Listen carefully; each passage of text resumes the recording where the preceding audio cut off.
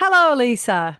Hi, Alex. Hi, everyone. Welcome to the Be Sober podcast series. Well, I've no 14 or something. I don't know. Is it 14? I have no clue, but it's Season. episode one. Yeah, we're back. Does it matter Yes, when it is? I think it's 14. 14. 14. We are the What? most unprofessional podcast, though, because literally all our seasons are different lengths.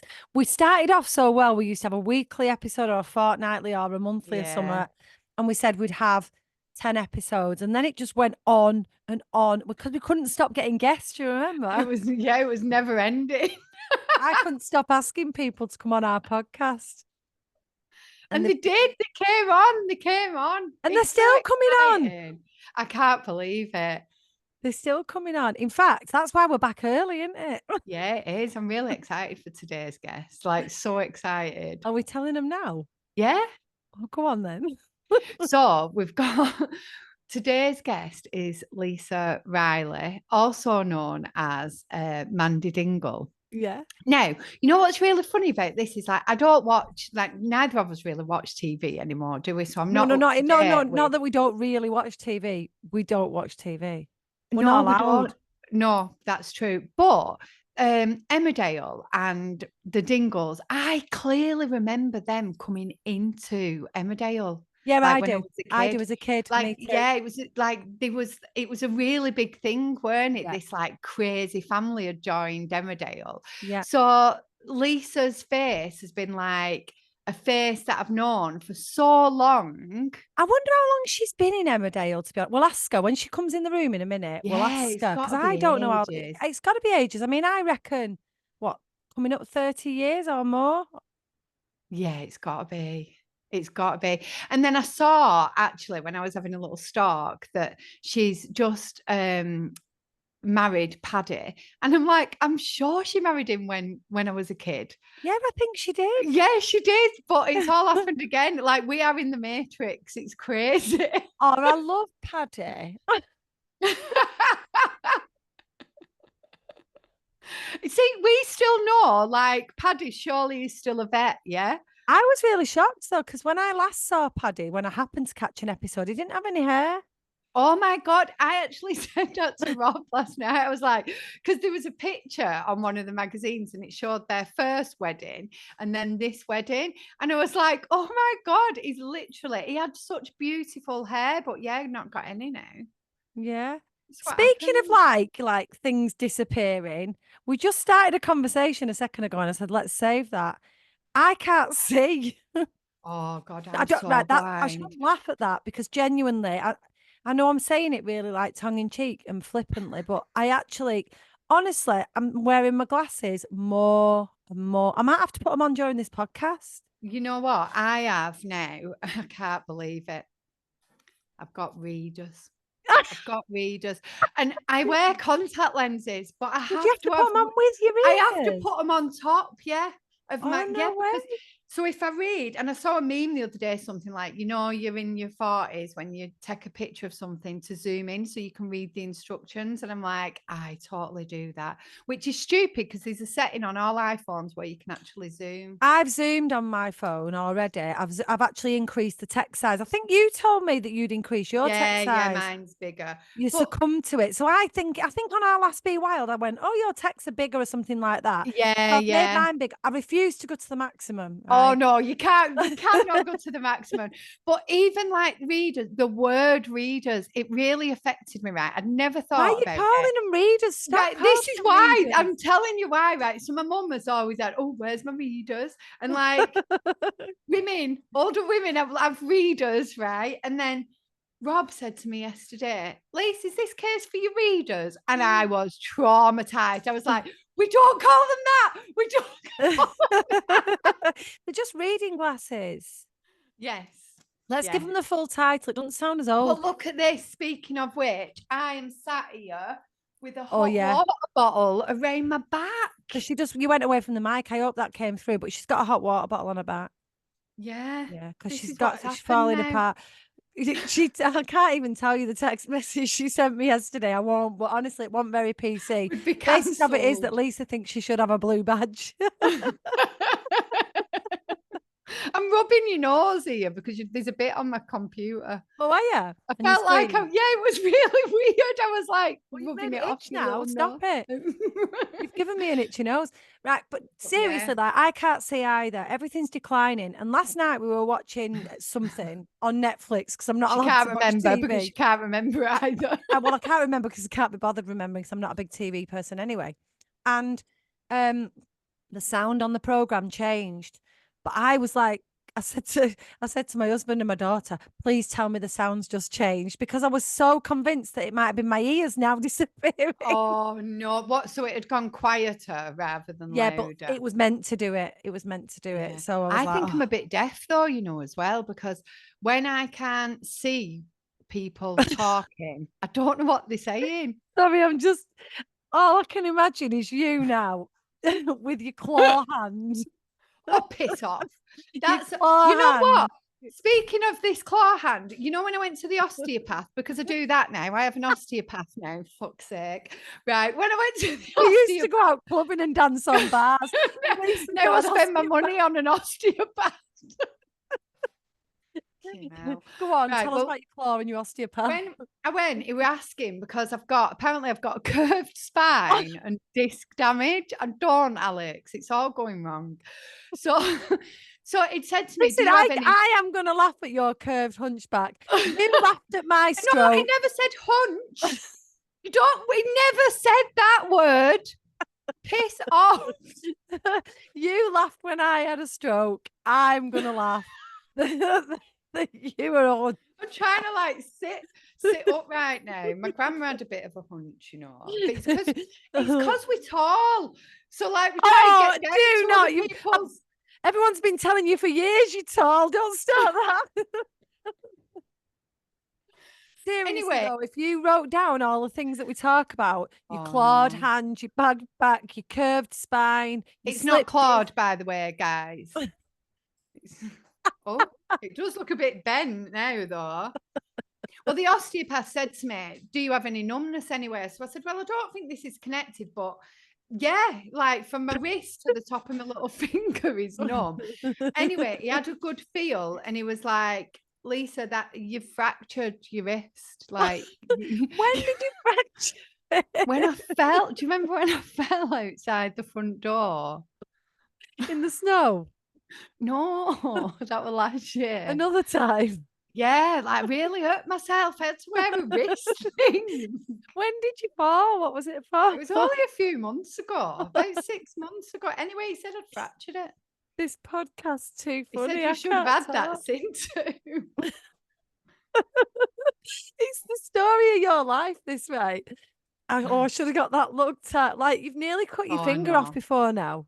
I know. I don't like. Maybe, I should have had it looked at. But what would they have done? Really? Well, they'd have put it in like a support. So they'd have put what's it called? A cast. See, I'm losing my mind.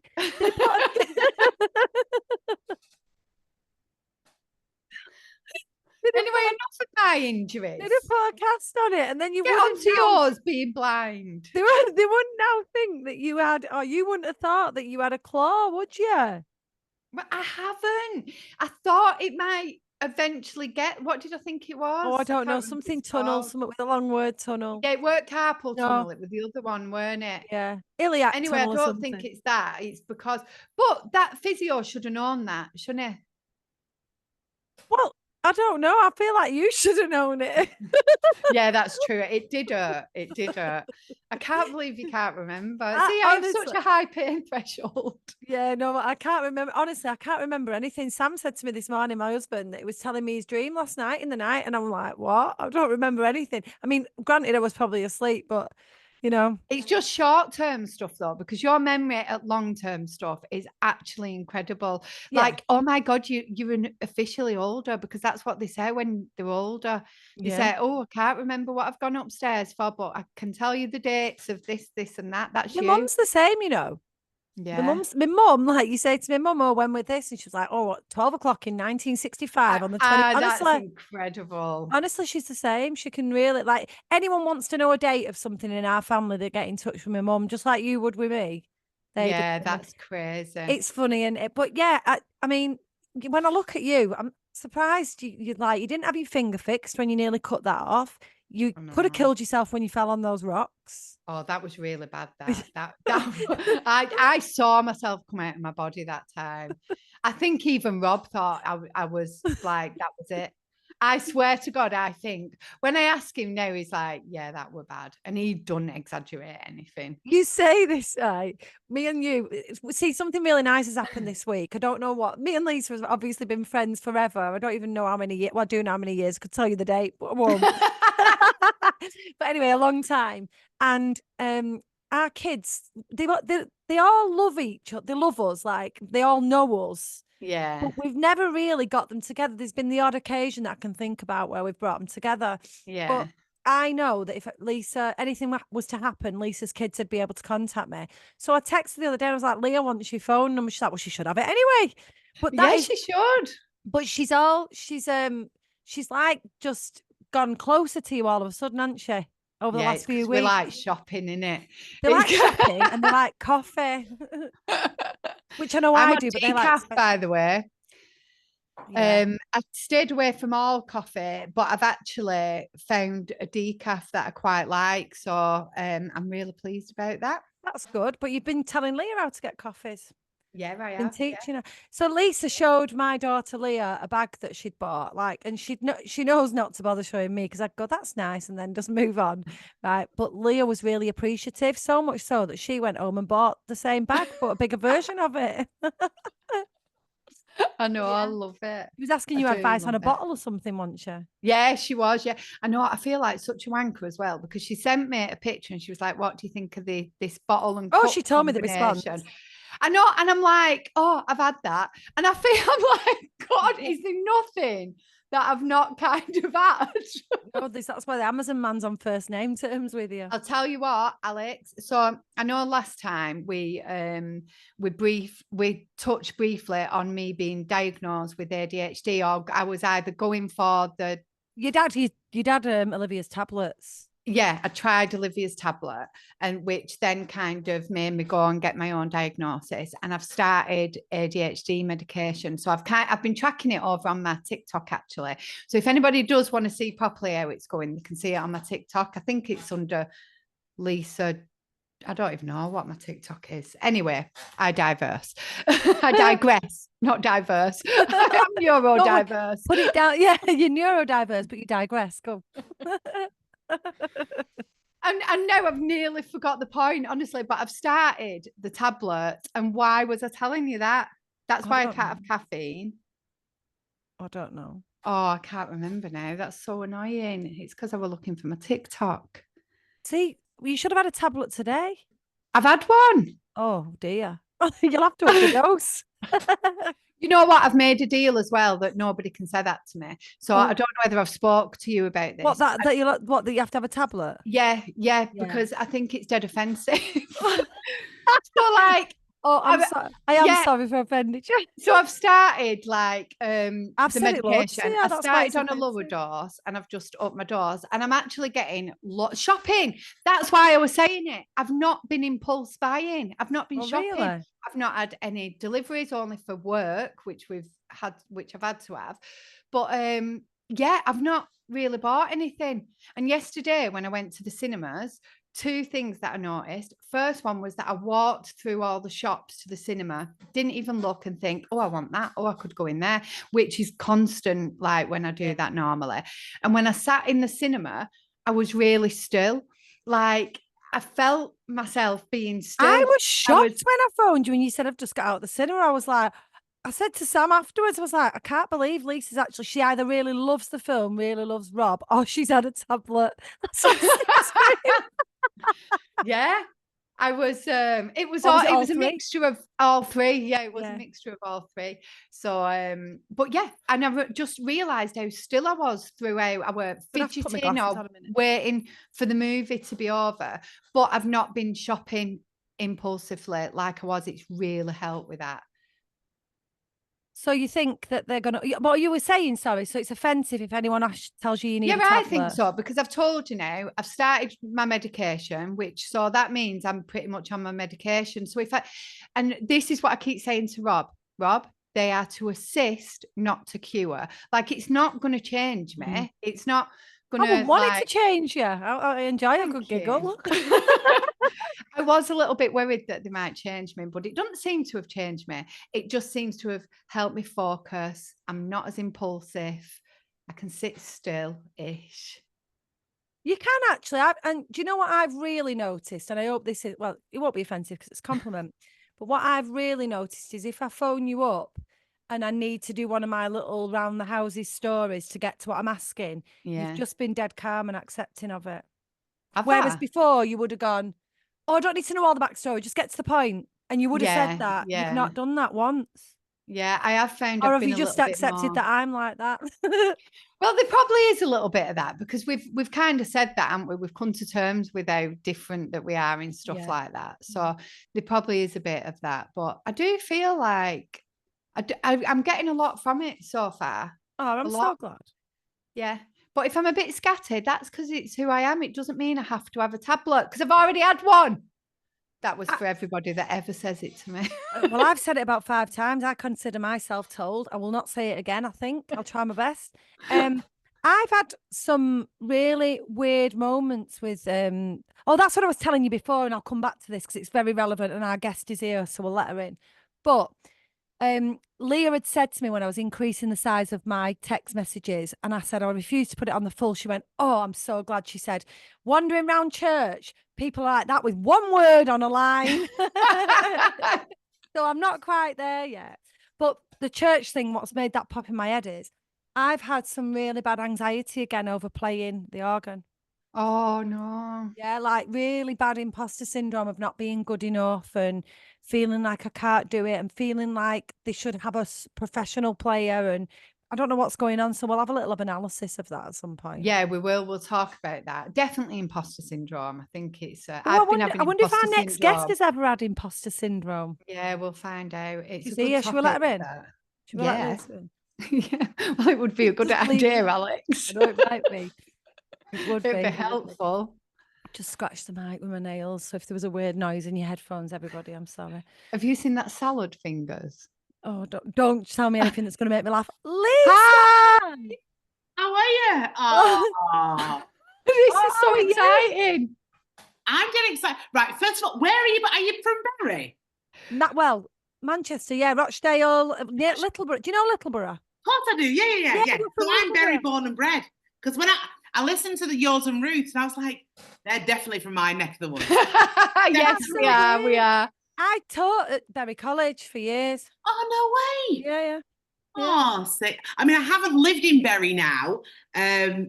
Jesus, God, I mean, years and years and years and years. But yeah, all my family is still there, so I get back loads. Oh, that's amazing. I know. Yeah, not far. Not far. Well, not far at all. We were just talking. How long have you been in Emmerdale? 20th of July, 2025 will be 30 years.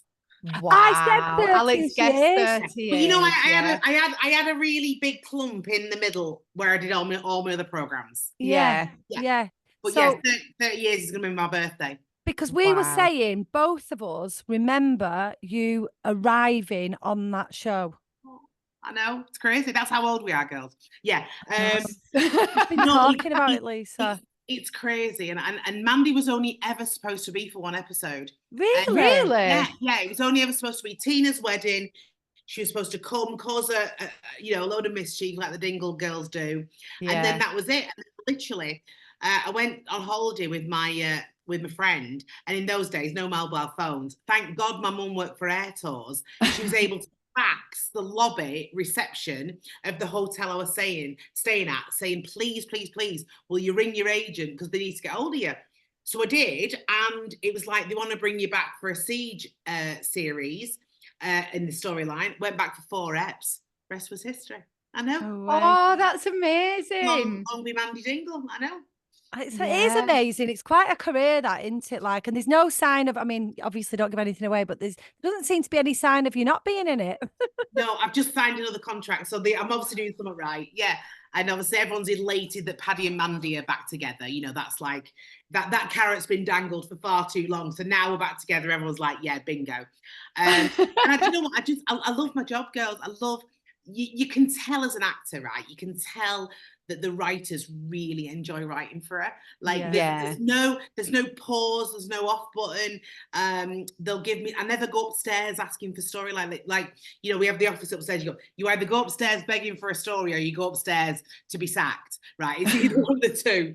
And I don't like to do either. I just like to get given what I'm given.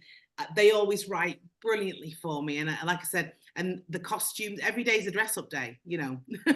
It's mental, it really is. Like, but yeah, genuinely, and just when you were saying then it's how old we are, the conversation at the start of this introduction is all about ours too. I mean, more Lisa, because I like to take the mick out of her at the moment. We're both falling apart, and like, you know, glasses, can't hear, bad backs. Yeah. Well, I've had mine. Mine are here. I wasn't going to put them on, but now I am, because you've got yours on and you look got nice. mine on because I can't see. Yeah. I'm avoiding my reader. I said I've already got contact lenses. Readers. Put them on. do you do what I call the couch groan? The couch groan. Oh yeah. When Lisa, you watch telly for half an hour and we all do the couch groan. Oh, it's so bad. I'm sat here with a hot water bottle because I've done my back in. And me and my partner, honestly, yesterday, every time we got up, we're going, oh, and I'm like, what is happening to us? It's not glam, is it? No, but I think it's a lot of it's now. It's how you feel in your head. You know what I mean? As you know, I'm a real sort of believer in positivity, and like I have an aversion to people who do what I call mindless moaning, trivial moaning. They can't hear themselves, and so rather than say anything, I just go, okay, I'm just going to walk away now. I love that. It's brilliant because it doesn't help anybody, and they're only doing themselves a disservice, you know. And like you just think you're a better person just to step away from it completely. I love that. Can I ask you then, is that something that you've done? Because let's talk sober. Let's talk being sober. 9 years, you have just reached 9 years. Done. Yes, I know. It's a great feeling. And, you know, even at work, like we were all filming together and I was with every member of the Dingle family doing this upcoming storyline we're doing, filming on Monday. And one by one, they just individually came up to me and went, Lise, we're so proud of you. We're so proud of you. And I was like, well, these are my work family, you know. And also with my job, there's that many events, the award stuff, the dinners you have to go to. And to this day, it's still a bit awkward. Like, why? Yeah, but why? Because I don't drink, you know. And we'll talk about this loads obviously today, but yeah, it's never a case of like, if someone put a big orange Warburtons in front of you and went, eat that in one, they wouldn't go, why are you not doing it? Why are you not doing that? You know, but with alcohol, it seems to still be this stigma in this country that you're slightly weird that you don't drink. Or if I said to you two girls, come and meet me for a drink, why can't that be a tea or coffee? Why does it have to be a bottle of Pinot Grigio? You know, we were dead shocked, you know, and we said it on a podcast before, because we're surrounded with Be Sober, and because all our community is sober, the people we meet are sober. We got landed on a camping event a couple of years back, and we couldn't believe people. We were really shocked that people still talked about alcohol, weren't they? We're like, oh, it's not the whole world. Love. Did you feel safer there though? Did you feel safer? I think we were quite stable in our sobriety by then. So it wouldn't have mattered like what you're, you know, people wouldn't, anything could have happened really, and neither of us would have gone back to it by that point. But it was just the whole conversation around it. Oh, let's get back to the tent and open some booze. And we were both just like, oh, people are doing that. Like, it really shocked us because we're in our own little bubble, I suppose, aren't we? I love, Lisa, that you've just compared it. I've heard people say like they wouldn't line cocaine up and say have that. Never has anybody said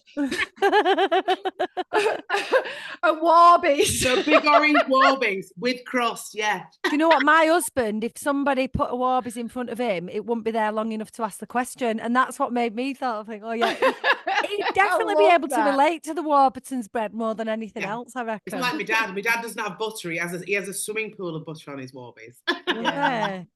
That's so funny. So tell us, can we go back? I mean, we don't know the beginning story of how this came about. So just over 9 years ago, you're at a point in your life where you suddenly go, or maybe not suddenly, I'm giving up drinking. Can you take us back and tell us what brought you there? Yeah, of course. So basically, like I said, well, we just said now about, like, how long I've been playing Mandy Dingle.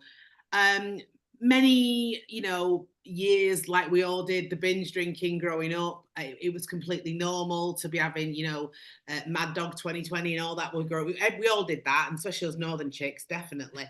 And and yeah, socially, I love to drink. I would always, work really hard. It never ever interfered with my employment ever. But it was always renowned, oh, Lisa would have a drink. And then over the years and years go by, and the stories always were like, oh yeah, when Lisa, and she was hammered and da da da.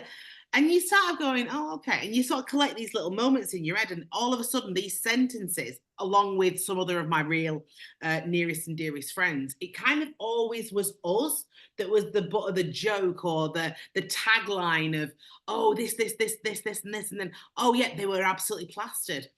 So anyway, time went on, and I carried on drinking, didn't think anything different, socially, going out with the family, full bottle of wine. And then, as I've discussed a lot in the press, my mum got cancer, and the latter end of mum's life, she decided to move in with me, and I nursed her to her final breath. And everyone that knows my beloved mum, when everyone says Copydex, we were inseparable. From me being a kid in the industry, I was 7 at drama school. She was my totem pole. She kept my tent up. She was, if I made a mistake, she forgave me. If I was an idiot, she forgave me, and she made everything better. And then all of a sudden, this rug was pulled from under me, literally. I had to, and I was an adult, but I still kept that jovial, because I always had mum like a life chaperone, and not only my mum and the love for my mum, but everything to do with my work she'd gone. And I was vulnerable. I was standing on my own 2 feet, feeling a bit lost, dealing with her cancer at the end, and seeing her suffer so much.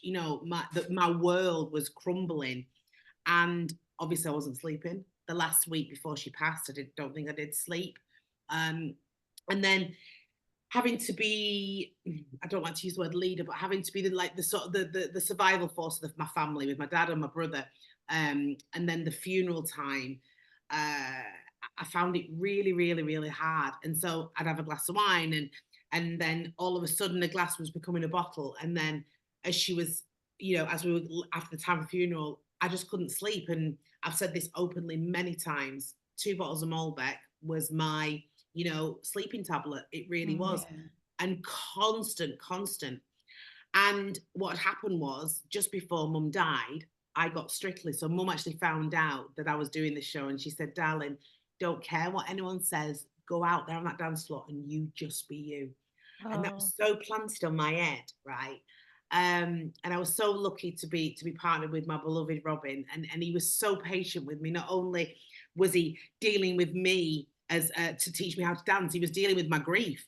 And what better way to deal with grief than cover yourselves in sparkle and be with your best gay best friend in the world? It was a win-win.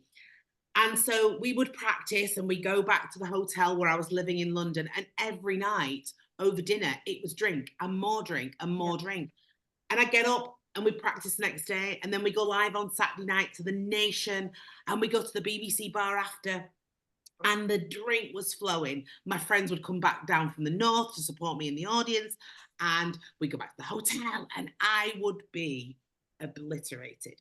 But it wasn't letting me face up to the fact that A, I'd lost my mum, B, I wasn't coping, and C, I was massively using the bravado button by covering it with, it was Strictly and booze. It was those 2 things were the biggest plasters that I just surrounded myself with, head to toe.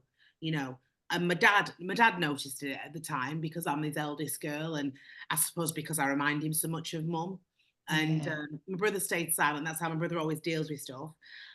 And and then it just escalated. We went on tour with the Strictly tour, and I was with all my bezies, and we were living a rock star life, touring the country in this Strictly van, and it was just amazing. And we get, the show would finish, we get on the coach, and there'd be like, I always remember there'd be always like at everyone's place on this huge coach, a tour bus we had, you'd have your cheese sandwich, your packet of Walkers, and a bottle of wine, and then we go to the next venue, and it just became this absolute endless pattern. And then there was one week we were near the end of the tour, and we'd had a really big night, with the band and everyone on the show, and we'd had a really good night. And I had a matinee, and I nearly dropped Robin, and I was like, because I wasn't focused, and I was like, I'm so sorry. And he'd already had a back injury, so I was a bit like, oh my God, you know, this is a professional dancer. He's my best mate, and what am I, you know? And then I was just a bit like, right, okay, this is getting, the partying's getting too out of hand, you know, because I've never ever let it infringe in my work. Yeah. So I carried on like that for quite a while, and then I went into my next filming job. And then basically I was out with my beloved Auntie Joyce. She's now in heaven with my Uncle Jess, and we were out in Bury. We went for a drink in the Clarence. It's a beautiful, like, I know the Clarins. Yeah. we were having a rustic lunch now, and you know, now it's gone a bit bougie in Bury. And were you upstairs or down? Upstairs. Oh, I was up. Yeah, I am bougie in a little way. And I just said to them, I said, I'm going to get through Christmas without a drink. They're like, shut up. And the Malt's flowing. And my Uncle Jess loves a drink. My Auntie Joyce, bless her, she loved a drink.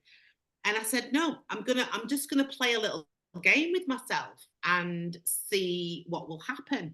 And they were like, okay. And I could see that they had really patronizing eyes, like, you ain't gonna, you know, I'm an actor, and I know how to portray patronizing eyes. And they literally, they looked at me as like, yeah, come on, God loves a trier. The 19th of August, 9 years ago, was the day I sat in the Clarence pub in Bury with my Auntie Joyce and my Uncle Jess. And that is the last time alcohol touched my lips. That's it's give me goose pimples on. It's made me emotional as well. That was like, that's just amazing. And I love that you did that, Lisa. I really, really do. That you've I don't even know what to say, because it was such an emotional roller coaster then from your mum. I can't even imagine my life without my mum in it. I can't. I was thinking of you as well then. Your mum is very much how you described the two Lisa's mums sound very poignant in the same way in the Lisa's lives. And you know, it's so relatable as well, because every big sort of decision, I think, where you stop drinking comes from something really poignant in your life. You know, very similar. I can relate. I had a loss. Mine was a pregnancy loss. That's what led to me stopping. Lisa's was like huge family turmoil led to her stopping. It's always something big, isn't it? And you just stand back and you go, I'm not dealing with this anymore. No. And it's nice to think that the three of us can sit here now and go, that was then, now's now. And you know, I remember thinking, like, was I an alcoholic? And I still have that. I have that little wasp in my head. Like, was I an alcoholic? And I wasn't. I don't think I was, because I've been to AA, not in this country, because I was so petrified for some bizarre reason. Not that I was ashamed of it, but you know, in my life, I get followed by the press, and or nowadays, you know, everyone's a paparazzi because they've got an iPhone. So I remember thinking, and I was saying to Al the other half, and I said to him, I said, I'm going to try AA because I'm actually interested. I've read so much about it to think, like, do I now need to brand myself and say, right, Lise, you were an alcoholic? So because I was so neurotic about, like, being followed in this country and feeling a little bit ashamed about it, when I was in America, I decided to go to AA over there. And I went to 4 sessions, and it was on 4 consecutive days. And it was really strange, because I felt like I was in like a play, because it was a lot like, hi, like, and they're like, hi, I'm Josephine. I'm now, I am now on day.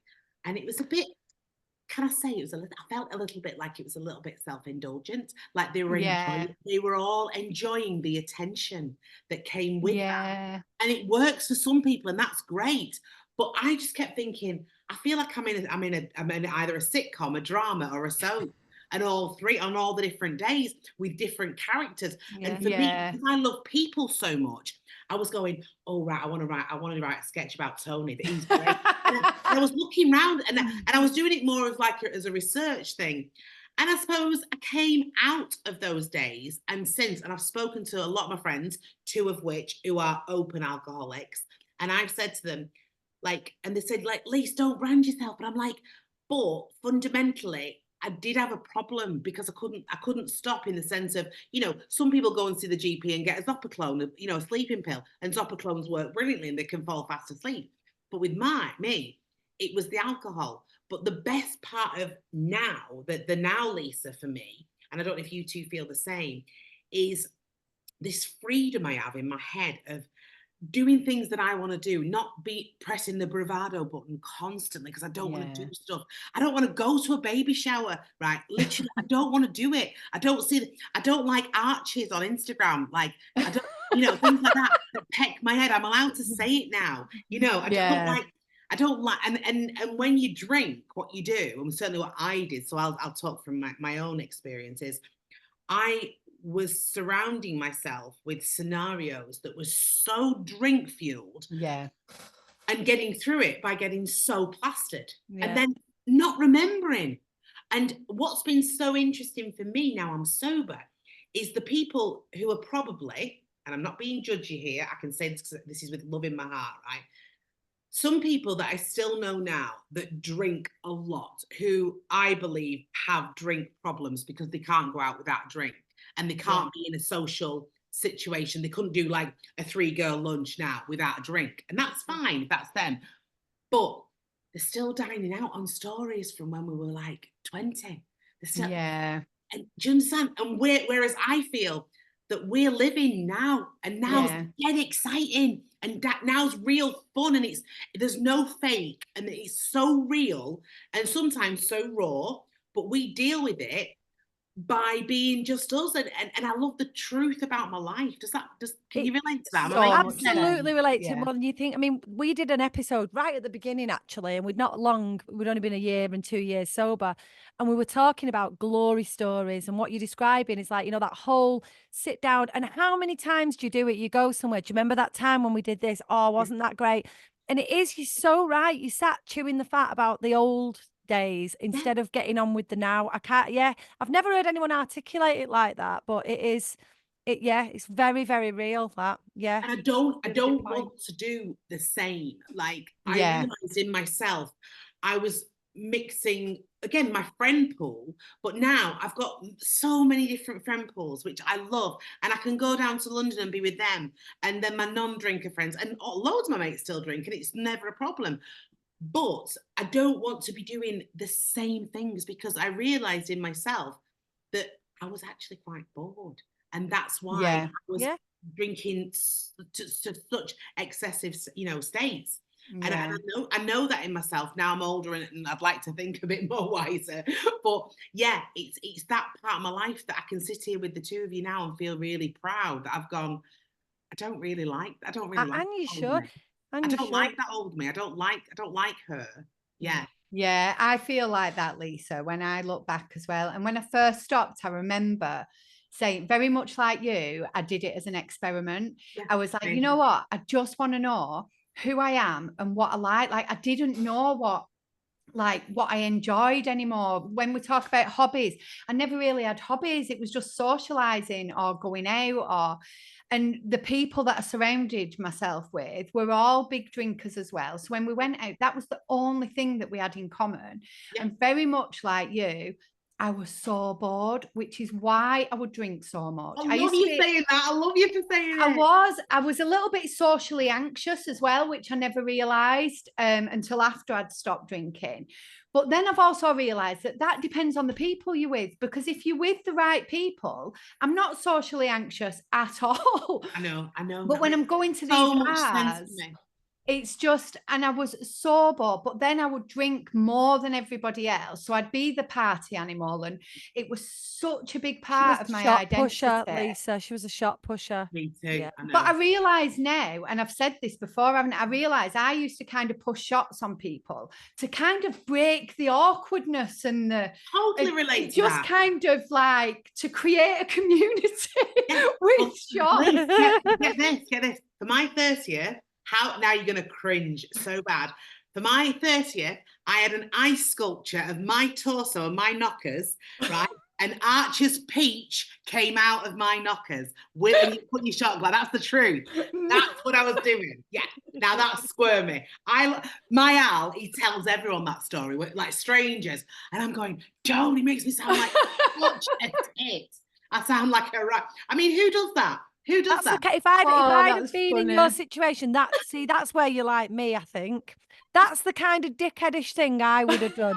Like I used to go. So I used, dickish. yeah, I used to go and do things like, oh, I'll just go and have an arm wrestle with a random man and get us free shots for the night. Or I'll Oh. just do some press ups by that bar there, just so that I look good. Yeah, yeah. It's It's crazy. a bit self-indulgent. You think? You think? Yeah, I know. But you know what I heard? But you know what I heard? And I loved this. I've said it twice now this week, and it's my favorite. It's my saying of the week. If you could go back and erase all your past mistakes, you wouldn't be who you are now. Amen to that. Amen on every level to that. Yeah. Do you know And what I mean? Like, it's so poignant that I wouldn't undo any of my things after. You know, I broke my arm on and it was caught on video, drunk dancing at a funeral. Yeah. Like that, I'm not proud of it, but I kind of am. yeah, because it's like it's part of your life.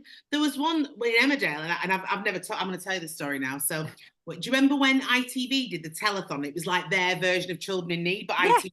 Yeah. So I was hosting the Manchester side. So, and then I remember you doing it actually. Yeah. I think. And it was so much fun. And as you can imagine, the champagne was flowing like blooming water.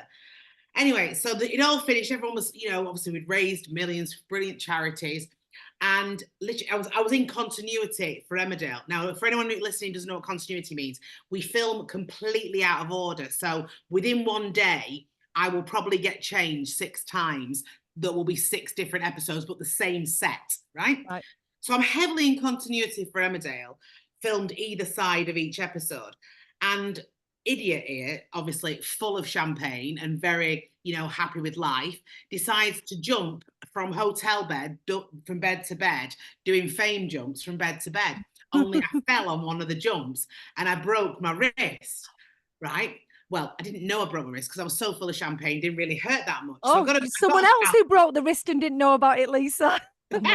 So weird. We've just been talking about this before you came on the intro. Really? Oh my God, that's crazy. I've literally put it under a bit of cold water, woke up, and I bear in mind on this particular day, I'm supposed to be starting filming at 4 p.m. back up in Leeds. Well, I look at my wrist, it's completely blue and purple. And I'm like, oh, it's fine. And every time I was like, I'm like, no, okay, I'll be fine. Anyway, put my clothes on, got dressed. And I got in the car, and this woman in the lobby, she was like, she recognized me. She went, Miss Riley, I don't mean to be rude. I don't mean to be intrusive, but I think you've really damaged your wrist. And I was like, oh, no, I'll be fine. I'll be fine. And she said, please go and get an x-ray. So I rang work and I said, look, I know I've got to be on set, but this woman said, and I've had a fall. Of course, I've had a fall. and then basically I went, goes to Otley General, goes in A&E in Otley General, but up in Yorkshire. And of course, it's broke in 2 places. So I ring the exec producer and I'm absolutely cacking it thinking, right, what am I going to do? Because I'm in continuity. I was like, oh, yeah. I just fell. So I said, right, okay, come to work. They got me this huge chocolate brown cardigan, tucked it in the cast in hope of no one noticing. Well, I don't know if you remember, but years ago, David Letterman had his own chat show, late night show in London. And he invited me on. And he decided to out what I'd done on television. Well, of course, I'd lied to my boss about how I'd done it. And I was like, thank you so much. And that was one of those moments in life when I thought, wow, I did get away with quite a lot back in the day. Being too raucous and too full of champagne. Yeah. I think I've done stuff like that in the past and not realised, when you were saying about not really identifying with being an alcoholic, but having a problem drinking. I massively relate to that, Lisa, because I've been the same. I never stopped drinking because I thought I had a problem drinking. No. I just wanted to see who I was. And the longer I've been sober and I look back, I'm like, oh, was it problem drinking? Like my partner, we went to primary school and high school together, but we actually only re-met like 4 years ago. So I've met him. The Notebook. I know. But so I had to date sober, and we got together through sober. And sometimes he'll say, did you have a problem before? And I'm like, and I really don't know how to answer it. I kind of have, every time he asks me, I have a different answer. Because I'm like, no, absolutely not. I just did it for an experiment. And I wonder if sometimes there's little bits of shame still attached to the things that I did before I stopped drinking. And like you, I'll remember things like that and think, oh yeah, that was showing me that I weren't a really good drinker and I perhaps should have stopped. I 100% think, I 100% know. There's no doubt in my mind I was a problem drinker. Yeah. No, I mean, again, don't relate to an alcoholic, but I've got a really good theory around this, even if I do say so myself, right? My theory is Lisa and I grew up around piss pots, like really serious piss pots. My dad was an alcoholic. He died through drink. Lisa's stepdad ended up dying through drink. We both grew up in pubs. So everybody you met and had conversations with were either drinking casually or alcoholic, unfortunately. And a lot of them self-proclaim, like you said, yeah, I'm an alcoholic, whatever. And I used to compare myself to them, and because I didn't drink like them, I wasn't an alcoholic. So it keeps you safe when you surround yourself with people who are, and I say this really kind of tongue in cheek, 'cause it's not a nice thing to say, worse than you. And if you just hang out with people who are worse than you, you're not the alcoholic in that group, are you? I know. I can relate to that so much, because now I look and I look at like my old life and like my friends like that I used to knock around with a lot. And there was a function recently, and I have to step back, and most of the time I actually say no and I don't end up going. There was this one particular scenario where I went, and not that I felt uncomfortable because I was sober, but it became like, oh, and it had the elongated oh, are you still not drinking? Who does that? Are you still not drinking? Babe, I'm not the one with the problem here. I've got a great life, but they feel better with their elongated right? To make themselves feel better. And it drives me to distraction. So much so, the amount of events I go to, and I never tell people I'm leaving. I just go to the loo and don't go back. And me and Al, I'm not going to tell you our code. We've got a code, me and the other half, right? And it's 3 things we do, and that means it's game over. I've had enough. And bless out, Al loves a drink, but there'll be some functions that I'm just going, and also I find myself sitting back and I watch the room rather than actually enjoy it. But what was weird, like when you were saying that about like both your dads and stuff like that, I didn't have any alcoholics in my family. Oh, my family loved to drink, don't get me wrong. But we were at a Dingle Bash. So little Sam Hall, the actor who's played my nephew in Emmerdale for years, it was his leaving drinks 3 weeks ago, and we all got together as the family like we do. And none of the Dingle family have ever actually. They're really proud of me, but they've never sat down and said like they did this. And James Hoodie plays Sam, my cousin. We've been dearest best mates for years and years. I love him to death, like a brother. And we're all just sat in a square and usual. And Will Ash goes up and he goes, Lise, can I get you a drink? I was like, yeah. Just San Pellegrino, fizzy water, fine for me. Drinks come back to the table. And Jim looked me directly in the eye, who I've known all my life. And he just went, do you think you are an alcoholic? It was really weird because I was like, and because then at one point, boom, it's like that, Who Wants to Be a Millionaire moment. Boom, right? And I was just like, well, yeah. And I said, however, and I kind of took my eye line around all of them and I went, I don't think I'm ever going to drink again. And I can honestly say that. I can't say that about a cigarette. No, I can't. I know that. But I can sit here with the people, my co-workers who I love like family. And I can truly say, I don't think I will ever drink again. Because it's dead weird with me now. I actually hate it.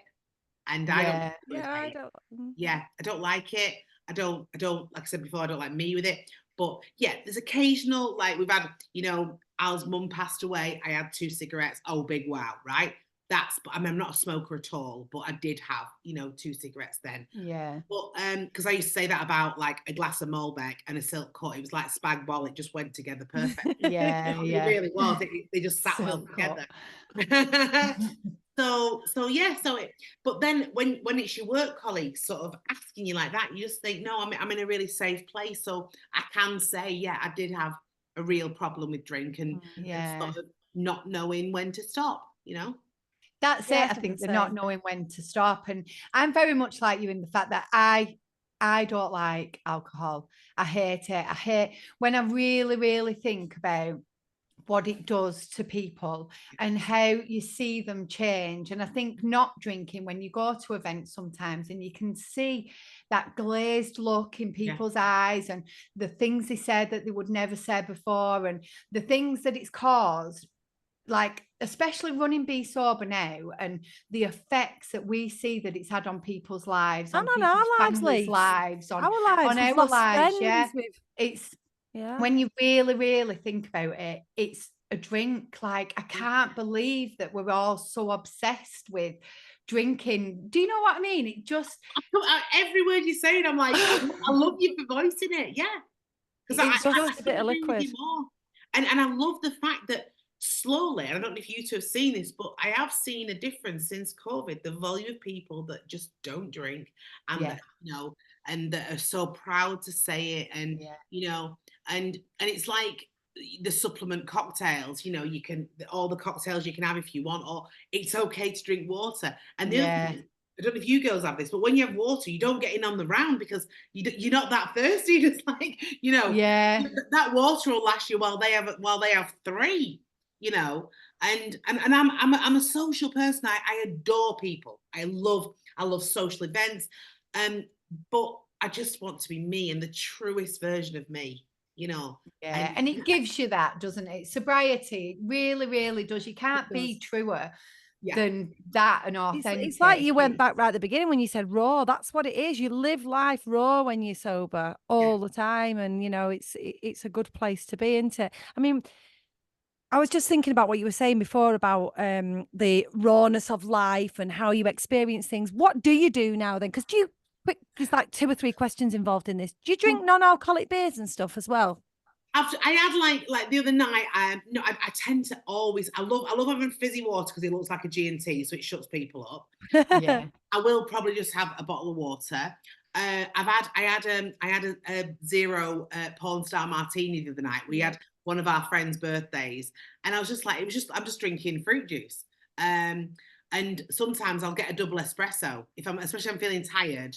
Yeah, I'll have a double espresso and then I'll stay on the water again. But normally what I do is I go at 7 with all my mates, but literally they're like, oh, Nana's going for a long wee. And that means Nana's going for a wee and not coming back. I'll leave all the young ones to it. So, and then we've got a WhatsApp group at work and I'll be like, I'm home safe. And I don't want the whole, you know, stay, you won't freaking remember that I'm there or not.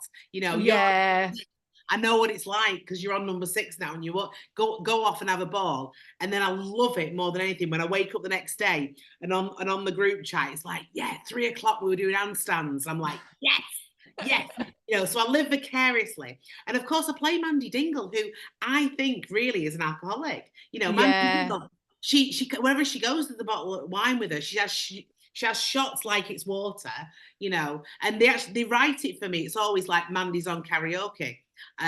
Drunk and I just so I don't kind of I'm playing drunk rather than you get to drunk. I kind of like that. It's kind of nice to be drunk without the poison being drunk. Because then you can pretend you are. The question, right? Do you get this? Because this is one of I call it my hand scratchy moments when I'm out. So when they are on, say you're in a social thing and they're on number 6, right? Let's what can we say? Right. So let's just say we're talking and then I go, I like Satsumas. And Lisa goes, yeah, I like Satsumas. And then you go, no, I don't like Satsumas. And then you'll go, and then they don't own who they are and what they believe in. And I get what you mean. And I'm like, own who you are. You're allowed to say, actually, no, I don't like it, actually. And what the biggest observation I have is what I call the over people pleasing. Like, and when they're drunk. And I'm thinking, well, I must have been that person too. So I think, but it drives me batshit crazy. It drives me. But people who don't own who they are when they're out, you know. Yeah, I get that. It proper gets me scratching. You know what drives me mad? Go on. When you said before about them going the long exaggerated, you know, my cousin, I went to a family event about 3 years ago and I'd not seen any of them. It was my mum, I think it's my mum's birthday anyway, not seen any of them, but they're quite big drinkers, my family, a lot of them. And she did this, hi, I got my full name. Hi, Alexandria, how are you? I'm all right, thanks, how are you? are you still not drinking? Just like you said, right? So this is back then a few years ago. And I went, no, I'm still not drinking.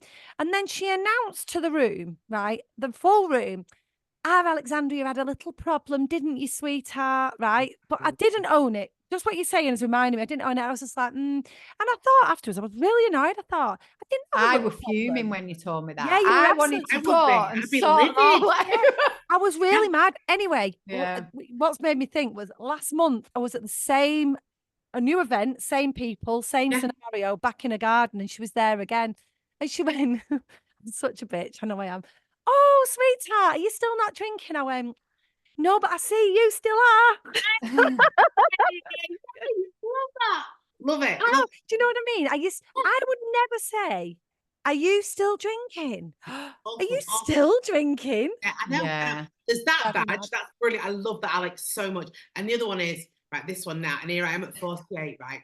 When I just feel, Lise, I just feel like since you stopped drinking, I just feel like we've drifted apart. What? Because you're still absolutely getting shit-faced. Yeah. No, we haven't drifted apart. It's because they have some form of internal angst to the fact that they think that we're going to have a problem with it. We don't. You can sit with me, get absolutely obliterated. I'm not going to judge you. I'm still going to love you.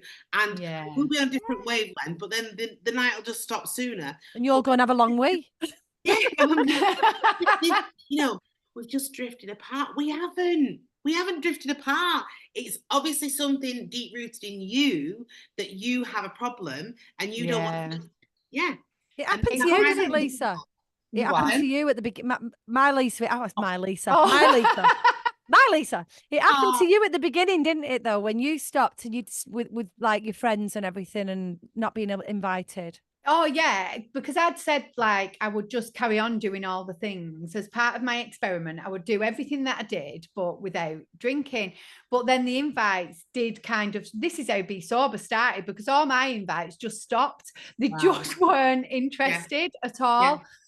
So yeah, I just didn't. But the long I always remember when my youngest daughter, she's 18 now, but when she was at school, one of the teachers were talking about podcasts, and she said, oh, my mum does a podcast. So she said, oh, what's it called? She said, oh, Be Sober. And the teacher went, oh, I'm so sorry. Like, give her a little pat. Wow. She came back from school absolutely devastated. She was like, oh, my teachers think you're an alcoholic because you do this podcast. They branded you. Yeah. I said, well, tell them we'll go in and do a talk, because we were doing workplace talks then, Alex. Yeah.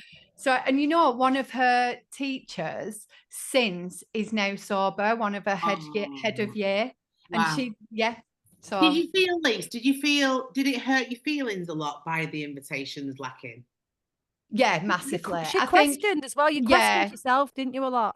In the beginning, in truth, I found it really, really hard, Lise, because one of the things that I'd done is I'd kind of announced to my social media that I was stopping drinking for 100 days. That's what I decided to do. And I was like, oh, that's the long time.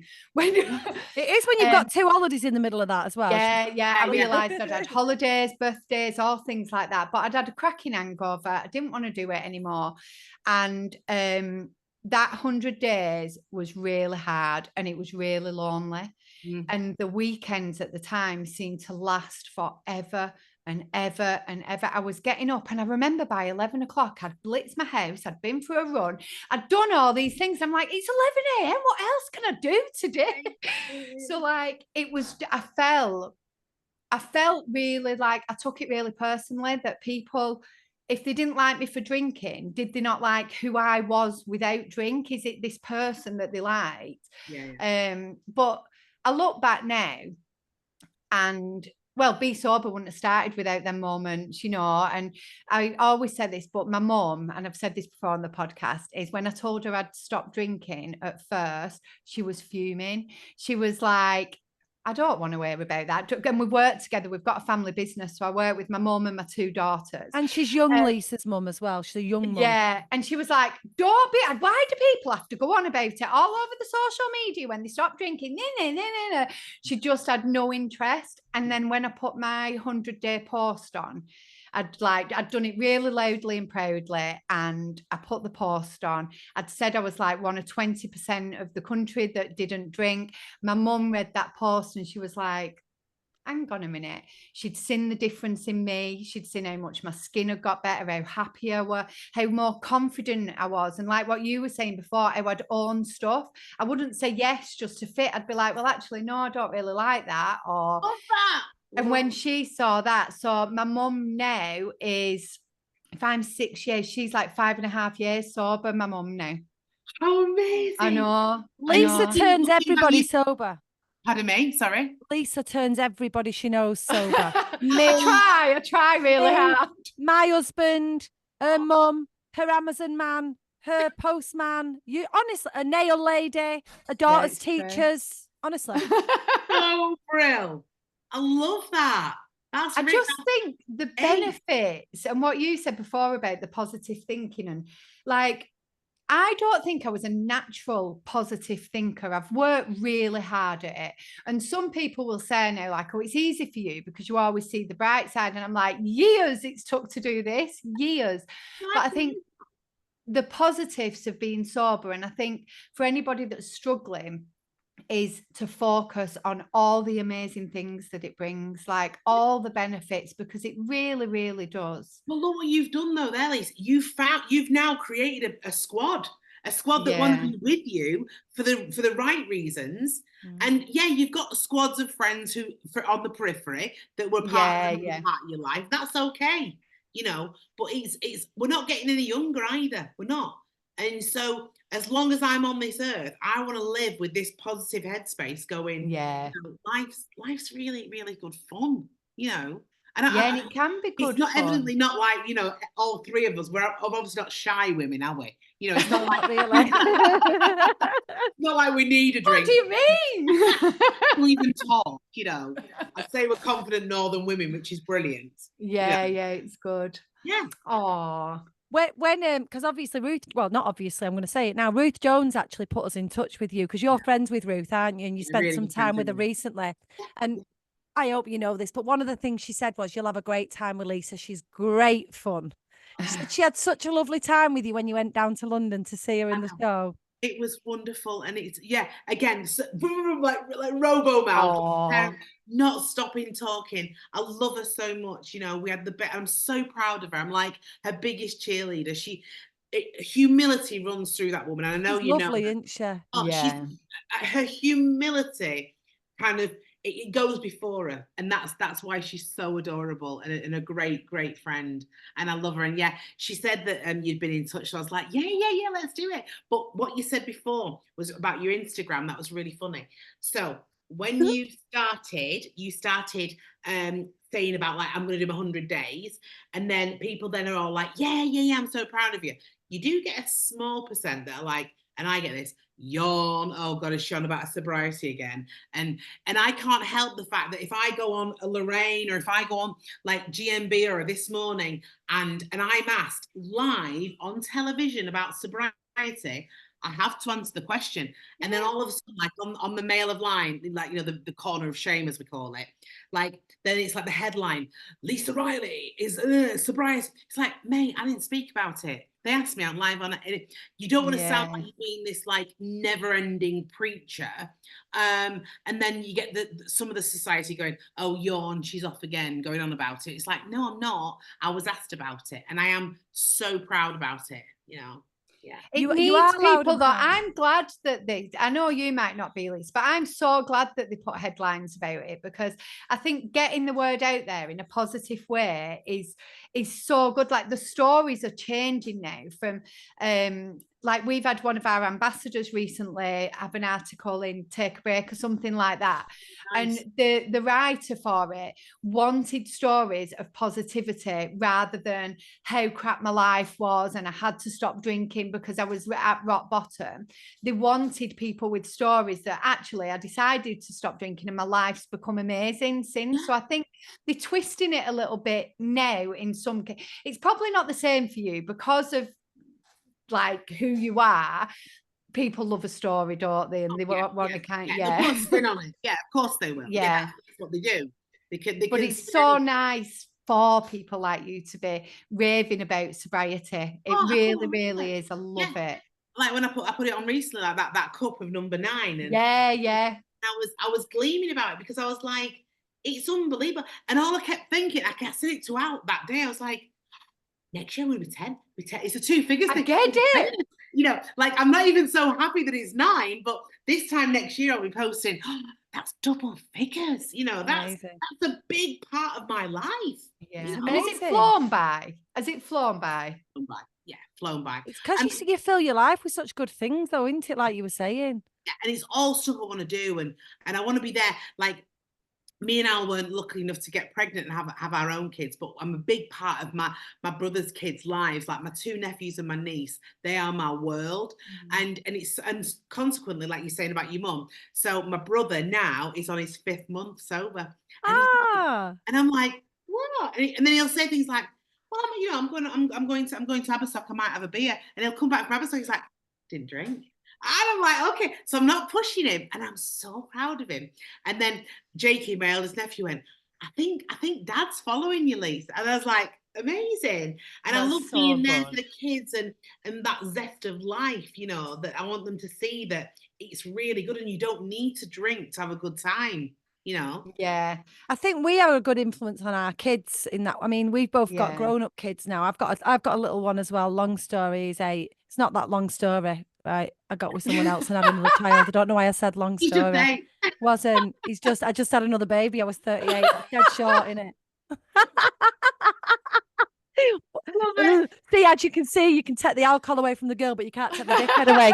Anyway, never change. Yeah, you don't change fundamentally. We've got like teenagers, and I've got to say, my 19-year-old son, he does not drink like I used to drink. Not at all. Your Olivia, she's not going to be a drinker, is she?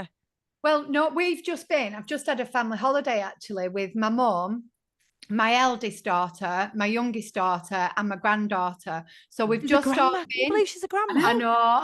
You look about 26. Oh, thanks.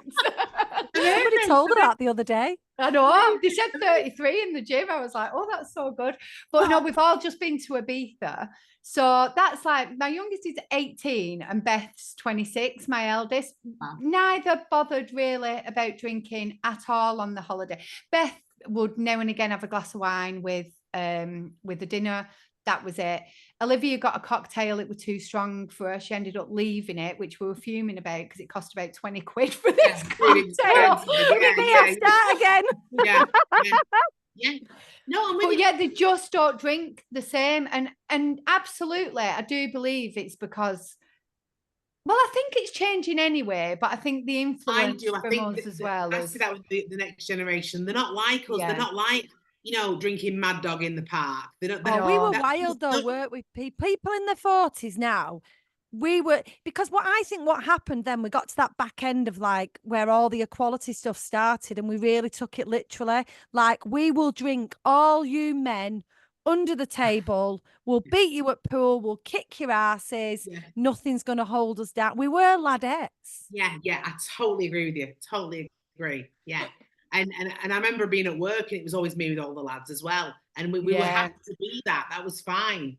I loved the fact that I got a reputation for being able to drink some of the lads under the table. I loved it. Yeah. Loved it. Do you remember doing that with the bendy straw when you put, and then you could do. You could get down with the WKD. Yeah. And he'd be like, yes, Riley's the winner. I was like, I used to love it. And I was like, go on, have another. And then before I know it, it's like, yeah.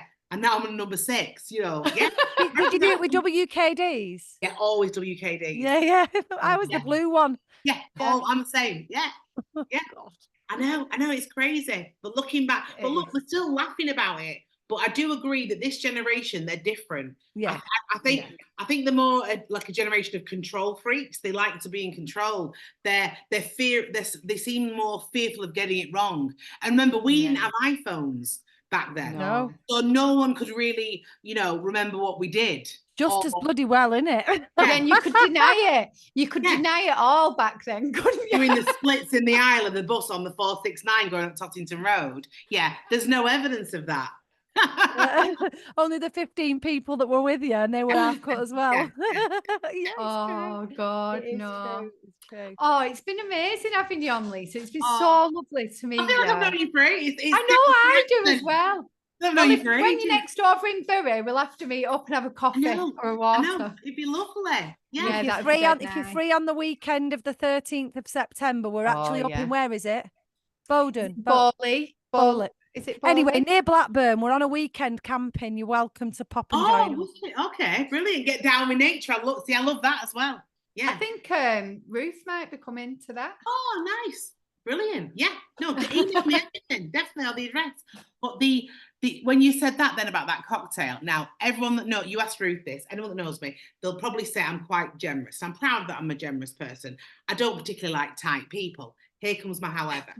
So recently and since COVID, me and my other we've been to New York quite a bit, right? Now you can have my left arm, you really, really can. But the bill came and he got a glass of Sancerre, £19. £19.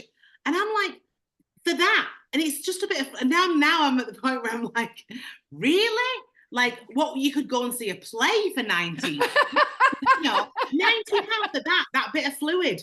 You know, get yourself to the supermarket. But yeah, when you're abroad now, you can really tell the difference. Yeah. Oh, it's so yeah. expensive. Yeah. I'm glad, honestly, if for that alone, I would actually be bankrupt post-COVID now if I'd have carried on drinking through that. Honestly, I'm not exaggerating. I look at people in the shops that I am being judgmental. I don't mind owning it.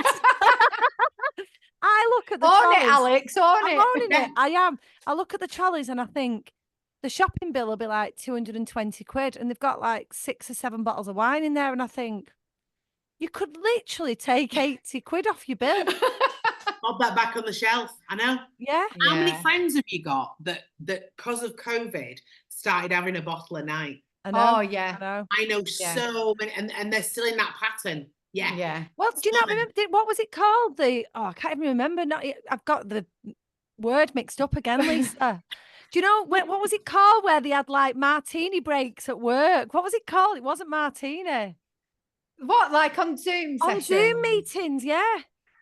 I They don't know. actually had- I really want to help you. I really Let's call it a Pinot pause.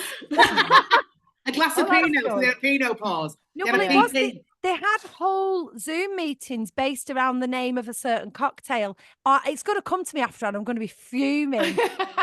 I'm going to be dead mad. We'll write it in the notes, Alex, if I'm going to be so mad. But yeah, there was whole work meetings going on with like espresso martinis and stuff like that, and they had a name. Wow. And that Do you was remember normalised when in we the went day. to Manchester, Alex, and we did that one of them first workplace talks that we did, and they used to have something called fridge-free Fridays. So it was what kind of business was it? Marketing. Yeah, marketing. Like an HR and marketing, Yeah, and it was on Canal Street in Manchester. So as you walked in, there was like adverts for cocktails or whatever. But they had fridge-free Fridays. And apparently this is a big thing if you work in Manchester. And they just fill the fridges up with booze. And you can drink it all day on a Friday from work. Wow. And that's is that for team building, guys? Like, what the hell? I was gobsmacked when I saw that. I'm stunned with that. That's crazy. Yeah. When I was So 20, I'd been like, I want to work there. But it's common though, isn't it, that? It's not even a them thing. This is a thing. Yeah, it's a thing. They do it. Yeah. They'll say it's like a camaraderie team building thing. Yeah. But no, you're just all getting shit-faced. Yeah, but there a massive sort of like flip side to that, because I remember working at a certain college not too very far away that I might have mentioned in this episode, where they would say, don't all get shit-faced at the work party. Remember, you're still representing work, but it'd be a free bar. Don't put me in front of a free bar, mate. Tell me not to drink too much, because I'm telling you, I'm missing the train. I'm getting sick down myself, and I'm finding a phone box and thinking I'm on my mobile phone in it. All true stories. All true stories. Room at its best. Spinny room. Yeah. Spinny room. Yeah. Oh, I hate a spinny room. I've got to say that now. Did you ever put your leg out of bed just to try and stop it? No, I used to be sick. I had to be sick. Yeah. I was a sickie. Yeah, I had to be sick. Aren't we glad? Honestly, Sick. Gross. I was. It's We'll go so back. We'll go back gross. to Hunchbacks at the beginning of the episode. I look on my final day of drinking. I've said it before, and I know it's not PC, but I looked like a vomiting hunchback. I was crawling down on all fours, and it was like I woke up. I was like, "That's it. I'm doing 30 That's it. days off the booze." I don't want to be that person. Yeah, yeah. But I think think that was a big trigger for you, obviously. I can't. I'm really glad you've just put back in my mind how much I hate spinning rooms and hangovers. That's got me another year at least. Never a spinny room again. Never. Yeah, it's gross. Oh, It's actually gross. Oh, but honestly, it's been lovely meeting you and chatting to you. We'll have to stay in touch. Thank you Will, for taking definitely. the time. Yeah, and you're gorgeous, and keep doing what you're doing because we need more of this. You know, it's the correct language, and I'm loving it. And thank you for your time. It's been brilliant. Oh, thank you for your time. Honestly, it means so much. It really does. And thank you to Ruth for putting us in touch as well. Exactly, she's a dream, definitely. She is. She is. Oh, thanks, Lisa. Loads of love. Stay northern. Stay northern. Will do. I hope it. See you later. See you later. Take care. Bye. Thank you so much. Thank you.